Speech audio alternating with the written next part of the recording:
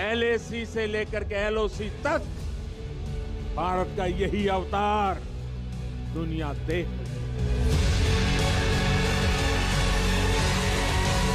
यदि भारत के ऊपर किसी ने आक्रमण किया तब उसका मुंहतोड़ जवाब देने के लिए पूरी तरह से तैयार है। हाँ, सब तैयारी चल रही है। अगर वो एग्रेसिव हो सकते हैं तो हम भी होंगे। हमारी तैयारी पूरी है।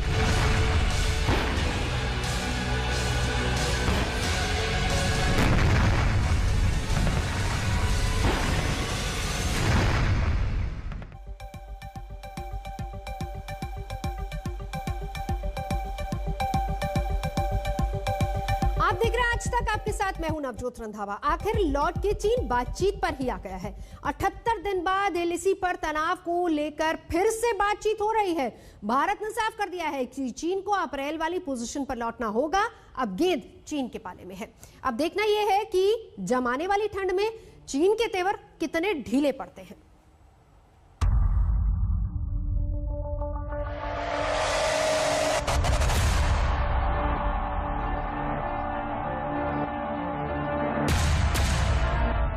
लौट के चीन बातचीत पर आया। 78 दिन बाद फिर चीन के साथ बात।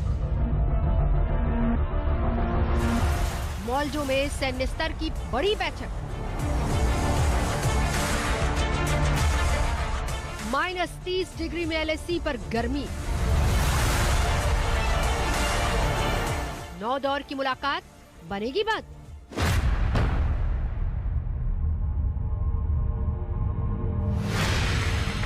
LAC पर 9 महीने से गतिरोध है। भारत और चीन की सेना आमने सामने है। टैंक है, तोप है, भारी हथियार है, सैनिकों का जमावड़ा है। जमाने वाली सर्दी में भी पारा चढ़ा हुआ है। -30 डिग्री में तनाव है, गर्मी है। भारत और चीन के रिश्तों में जमी बर्फ को पिघलने के लिए एक बार फिर से दोनों पक्ष बातचीत की टेबल पर हैं। 78 दिन बाद भारत और चीन में सैन्य स्तर की बात हो रही है। 9वीं दौर की बातचीत LAC में चुशूल के पास मॉल्डो में हो रही है।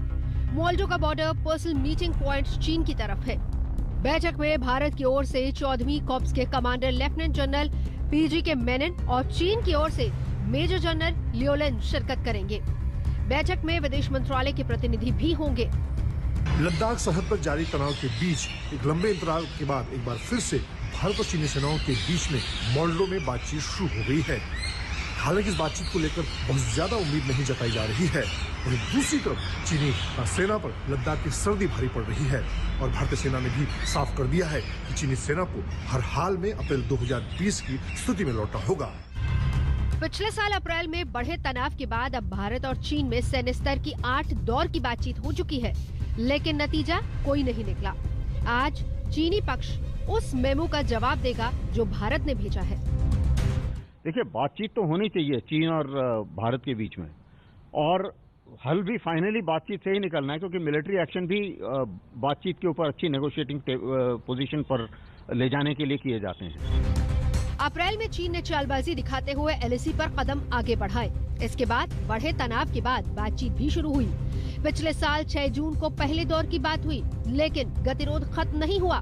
15 जून को तो हिंसक झड़प हुई। फिर बातचीत और तनाव साथ साथ चलता रहा।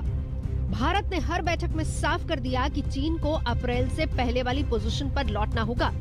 5वें दौर में पैंगोंग के उस इलाके से सैनिकों को हटाने पर बात हुई जहां खूनी संघर्ष हुआ था। नई तारीख पर फिर बात शुरू हुई। संयम और शांति वाली वही बातें दोहराई गई, लेकिन गतिरोध खत्म नहीं हुआ। अब भी दोनों देशों के 50-50 हजार सैनिक ईस्ट लद्दाख के मोर्चे पर तैनात हैं।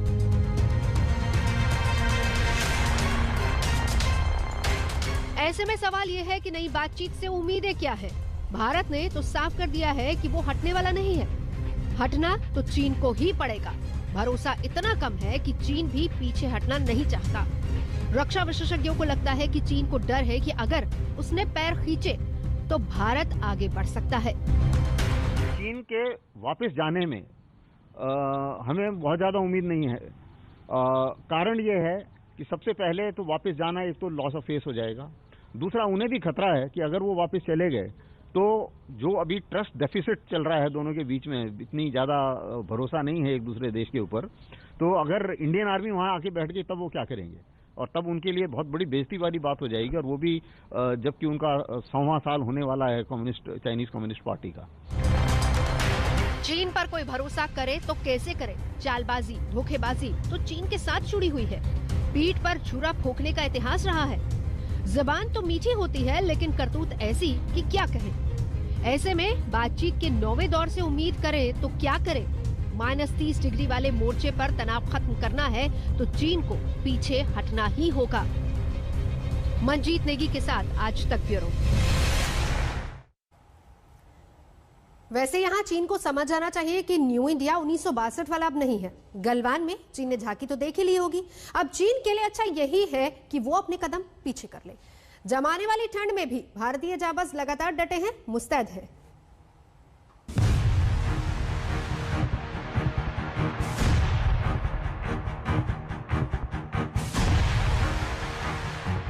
इस तारीख को चीन भला कैसे भूल सकता है। हिमाकत पर उतर आया था, लेकिन मिला था करारा जवाब।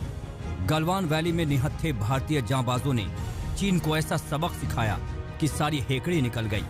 20 भारतीय जवान भी शहीद हो गए थे, लेकिन चीन को भी जबरदस्त चोट लगी थी। 35 से ज्यादा चीनी सैनिक मारे गए थे। चोट इतनी गंभीर थी कि चीन अपने सैनिकों की मौत पर मातम भी नहीं मना पाया था। गलवान घाटी की झड़प ने बता दिया कि अब हिंदुस्तान बदल गया है। अब नया भारत है जो डटकर मुकाबला करता है, दुश्मनों के दांत खट्टे कर देता है। गलवान की घटना के बाद एलएसी पर भारत के हौसले और बढ़े, सेना की मुस्तैदी और बढ़ी, टैंक, तोप और हथियारों की तैनाती और दिखी। -30 डिग्री के तापमान में भी भारतीय जवान जमे हुए हैं। एलएसी पर करीब 50,000 सैनिक दम दिखा रहे हैं। आज एलएसी से लेकर के एलओसी तक भारत का यही अवतार दुनिया देख रही है। जहां कहीं से भी भारत की संप्रभुता को चुनौती देने की कोशिश की गई, भारत आज मुंह तोड़ जवाब दे रहा है। रक्षा मंत्री राजनाथ सिंह ने भी साफ कर दिया कि भारत पीछे हटने वाला नहीं है। आज तक के खास शो सीधी बात में उन्होंने कहा कि जरूरत पड़ी तो आर पार की जंग के लिए भी तैयार हैं। हम बस इतना ही कहना चाहते हैं, भारत एक ऐसा देश है जिसने न तो पहले भी किसी देश के ऊपर आक्रमण किया है और आगे भी किसी देश के ऊपर सबसे पहले आक्रमण करेगा। लेकिन यदि भारत के ऊपर किसी ने आक्रमण किया तब उसका मुंहतोड़ जवाब देने के लिए पूरी तरह से तैयार है। चीन से 9वें दौर की बातचीत से पहले हुंकार वायुसेना चीफ ने भरी। उन्होंने कहा कि चीन ने दुस्साहस किया तो करारा जवाब मिलेगा, वो आक्रामक होगा तो हम भी होंगे। चाइना जो है वो अग्रेसिव हो सकता है, तो ऐसे में इंडियन एयरफोर्स की तैयारी इस वक्त कैसी है? क्या अभी भी कंटिन्यू फ्लाइंग हो रही है उन सब इलाके में, खासतौर पर रफाल फ्लाई कर रहे हैं उस तरफ? हाँ, सब तैयारी चल रही है। अगर वो एग्रेसिव हो सकते हैं तो हम भी होंगे। हमारी तैयारी पूरी है। चीन को समझ लेना चाहिए कि ये 1962 नहीं है, 2021 है। 59 साल में भारत काफी बदल गया है। आज का भारत मजबूत भारत है, ताकतवर भारत है जो छेड़ता नहीं है और छेड़ने वालों को छोड़ता भी नहीं है। दिल्ली से मंजीत नेगी के साथ आज तक ब्यूरो। फिलहाल यहाँ रुकेंगे एक ब्रेक के लिए। आज तक पर खबरों का सिलसिला लगातार जारी है, देखते रहिए आज तक।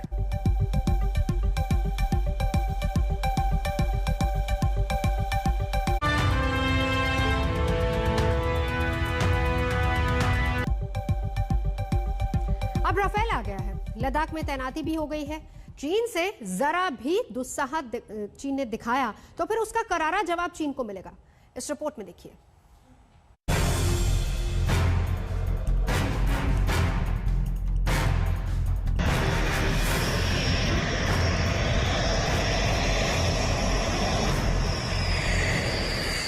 जब राफेल गरजता है तो दुश्मन के होश उड़ जाते हैं।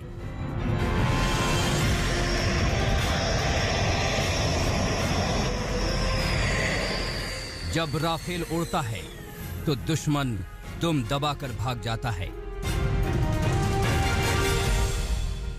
जब राफेल तबाही मचाता है तो दुश्मन अपनी खैर मचाता है।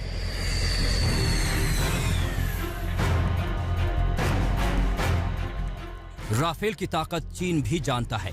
राफेल के आने से आसमान में हिंदुस्तान का दबदबा बढ़ा है, वहीं चीन बैकफुट पर है। जोधपुर एयरबेस पर राफेल गरज रहा है और इसकी गूंज चीन में सुनाई पड़ रही है।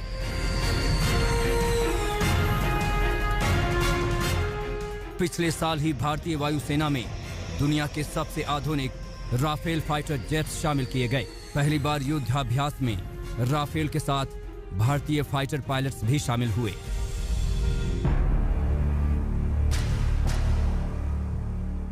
चीन के साथ बातचीत के बीच फ्रांस के साथ युद्धाभ्यास डेजर्ट नाइट चीन के लिए बड़ा संदेश है।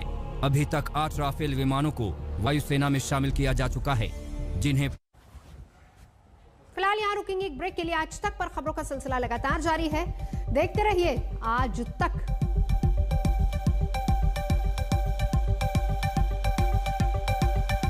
नमस्कार, मैं हूं अंजना ओम कश्यप। हमें उम्मीद है ये वीडियो आपको पसंद आया होगा।